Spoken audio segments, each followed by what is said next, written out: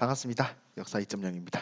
이번 영상에서는 고려의 사회 모습에 대해서 함께 알아보도록 하겠습니다. 자, 그동안 17번까지는 우리가 고려라는 나라의 정치적인 발전에 대해서 이야기를 해보았습니다.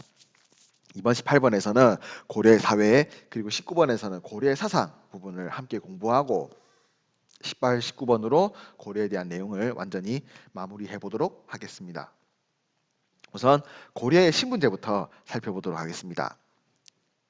고려의 신분제입니다. 크게 양인과 천인으로 나누어집니다. 양인이란 보통 사람, 천인이란 천한 사람을 말하는 것이지요.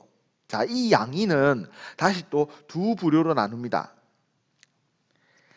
정호 그리고 백정이라고 양인을 구분짓는데요. 정호와 백정을 구분짓는 기준은 직역이라고 하는 이제 역할을 의무를 담당하는 사람들을 정호로, 직역이라고 하는 것의 의무를 담당하지 않는 사람들을 백정이라고 합니다. 자, 직역이란 나라를 위해서 일하다라는 뜻인데요. 그 내용은 조금 이따가 상세히 살펴보겠습니다. 자, 나라를 위한 의무인 직역을 담당하는 정호는 다시 또 두 부류로 나눠집니다. 사실 최고 지배계층인 지배계층들이 정호를 대부분 구성하고 있죠. 상위 지배계층이었던 문무 양반, 그리고 하급 지배층, 중간 계층들이 또 정호를 구성하고 있습니다. 자, 고려의 신분제의 구성 모습을 대략 이렇게 살펴보았습니다. 그러면 각각의 계층에 대해서 조금 더 상세하게 살펴보도록 할 텐데요. 우선 첫 번째, 가장 최상위 계층인 문무 양반입니다. 문반, 글을 공부한 사람들이죠. 무반, 무술을 공부한 사람들이다. 이 문반과 무반을 합쳐서 문무 양반이라고 합니다. 이들은 고위관직에서 일하는 것이 가능했던 최고 지배층이었죠. 이 문무 양반들은 음서 그리고 혼인을 통해서 권력을 유지하였습니다. 자, 이 문무 양반 중에서 문반의 대표적인 사례로 우리가 14번에서 배웠던 것이 바로 그렇습니다. 바로 문벌 귀족이었죠. 자, 다음 중간계층 함께 살펴보도록 하겠습니다. 자, 중앙과 지방관청의 행정실무를 담당했던 관리인 서리, 지방의 행정실무를 담당했던 관리인 향리, 그리고 궁중의 업무를 담당했던 관리인 남반 등이 바로 이 중간계층을 구성하고 있습니다. 이들 중간계층은 직역의 대가로 토지들을 지급받았다라고 되어 있네요. 직역이란 나라를 위해서 일하다라는 뜻입니다. 자, 여기서 조금 의문이 드는 게 있을 겁니다. 자, 정호 직역을 받은 사람들, 이 정호의 상위 계층으로 이미 조금 전에 문무 양반을 살펴보았죠. 자, 이들도 나라를 위해서 일을 했는가? 네, 자, 문무 양반을 보면은 고위관직이 가능하다. 꼭 고위관직이 아니더라도 나라를 위해서 관직에서 일을 하고 있지요. 이 문무 양반들이 나라를 위해서 관직에서 일하는 것을 직역을 맡았다라고 고려 시대에서는 이제 생각을 했습니다. 자, 이 중간계층들도 나라를 위한 대가로서 직역을 대가로서 토지를 지급받았습니다. 조금 전에 살펴봤던 서리, 향리, 남반 등이 각각 중앙지방관청, 지방행정실무, 궁중 업무를 맡으면서 나라를 위해서 일했다, 직역을 담당했다라고 고려시대에는 정리를 할 수가 있겠지요. 자, 이들은 자신의 자손에게 그 신분, 중간계층으로서의 신분을 세습하였습니다. 즉 부모가 서리, 향리, 남반이었으면 그 자식 또한 서리, 향리, 남반의 지위를 이어받았던 것이죠. 자, 이 중간계층, 조금 전에 살펴봤던 문무 양반에 비해서는 하급 지배층입니다. 하지만 이 하급 지배층에 속했던 중간계층 중에서도 일부 상층 향리의 경우는 과거에 응시하고 과거 시험을 통과함으로써 중앙관직에 진출하고 조금 더 상위 계급인 문무 양반으로의 진출이 가능하다라는 특징 또한 보였습니다. 다음은 고려의 백정 계급에 대해서 함께 알아보도록 하겠습니다. 자, 직역의 의무를 가지고 있지 않는, 그리고 농업에 종사하는 신분이라고 되어 있네요. 흔히들 생각하는 보통 평범한 사람들의 개념으로 생각하면 될 것 같습니다. 자, 이 백정의 대다수를 차지했던 것은 농업에 종사했던, 농업 일을 했던 농민들이었습니다. 이들 백정은 조세, 곡물, 역, 자, 이 세 가지는 세금의 종류를 말하는 것입니다. 토지 생산물을 바치는 세금을 조세, 각 지역의 특산물을 바치는 세금을 곡물, 노동력을 바치는 세금을 역이라고 했습니다. 이들 백정은 조세, 곡물, 역이라고 하는 세금을 부과하였으며 자신의 능력에 따라서 과거 응시가 법적으로는 가능하였습니다.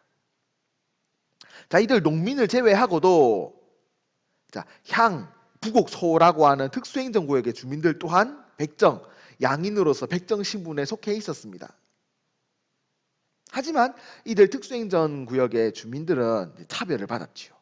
일반 군현의 백정, 농민들에 비해서 말입니다. 예를 들어서 더 많은 조세와 역을 낸다든지 혹은 학교 입학이나 과거 응시에 제한을 받는다 등의 형식으로 말이죠. 13번 학습지에서 우리가 고려의 통치 제도에 대한 이야기를 하면서 각주 10번에 신분상으로 향, 부곡, 소의 사람들은 양인이나 신분상으로 양인이나 차별 대우를 받았다 라고 하는 내용 여기서도 똑같이 반복되고 있습니다. 자, 고려의 신분 계층 가장 천한 사람들 바로 천인입니다.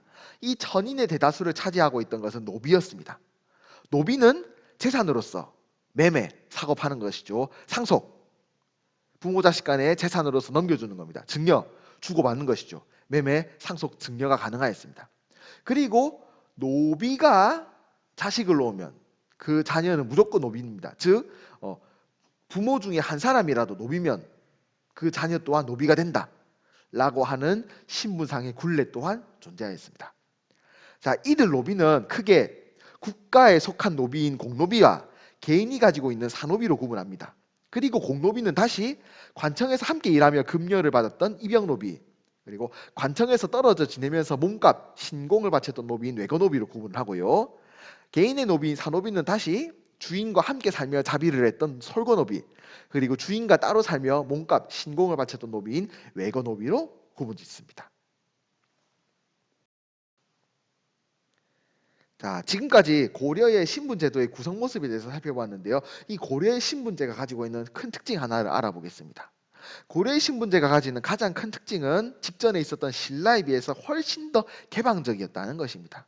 신라는 출신 신분에 따라서 자신의 능력이 아무리 뛰어나더라도 이 신분의 제약을 극복하는 것이 불가능했습니다. 하지만 고려의 경우는 신분 상승의 길이 어느 정도 열려 있었습니다. 그 예시가 바로 다음과 같습니다. 상승형리가 과거를 통해서 관리로서 진출이 가능하다. 조금 전에 살펴봤던 내용은요. 그리고 군인이 전쟁에서 공을 세워서 무관으로 진출이 가능하다. 그리고 백정이 잡과에 합격하거나 혹은 군인으로 선발된 이후에 공을 세워서 신분 상승을 이루는 것이 가능하다. 노비가 재산을 모아서 백정으로 상승하는 것이 가능하다.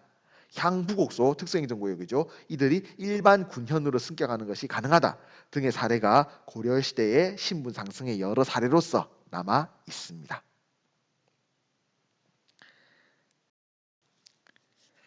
자, 지금까지 고려의 신분제에 대해서 함께 알아보았고 이제부터는 고려시대 여성의 지위에 대해서 함께 알아보도록 하겠습니다.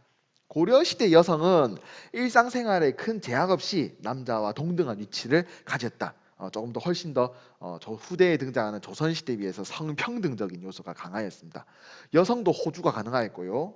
호주란 한 집안의 주인이라는 것이죠. 그리고 남자, 여자의 구분 없이 호적이란 집안의 인적 사항을 기록한 문서이죠. 남자, 여자 구분 없이 태어난 순서대로, 나이 순서대로 호적에 기록을 남겼습니다. 또한 고려의 음서제도는 북의 아버지 쪽의 친척뿐 아니라 목의 어머니 쪽의 친척에도 적용이 가능했습니다. 그래서 보시면 사위, 외손자에도 음서가 적용 가능하다라고 되어 있습니다. 그리고 재산의 경우 부모가 죽었을 때 그 재산도 남녀 균등 상속, 아들, 딸 가지지 않고 상속 재산을 동등하게 나눈 것이 원칙이었으며 당연히 제사 또한 남자, 여자가 구분 없이 동등하게 부담하였습니다. 또한 조선시대에 재가 여성, 다시 결혼한 여성에 대해서 차별이 있었던 것에 비해서 고려는 상대적으로 재가 여성의 재혼이 자유로웠으며 재혼한 여성의 자녀라고 해서 차별을 받는 일은 존재하지 않았습니다. 학습지 뒷면을 보시면 고려시대에 이제 여성들이 자신의 주장을 밝히는 모습에 대해서 나타나 있습니다. 고려시대 여성의 지위가 이제 아주 성평등적인 요소가 강했다라고 하는 내용 여러분들이 개별적으로 확인해 주시고요. 자, 이렇게 해서 고려 사회는 마무리 짓도록 하겠습니다. 다음 19번에서 고려의 사상에 대해서 공부하면서 고려시대는 함께 마무리 지어 보도록 하겠습니다. 오늘은 여기서 마치도록 하겠습니다. 수고하셨습니다.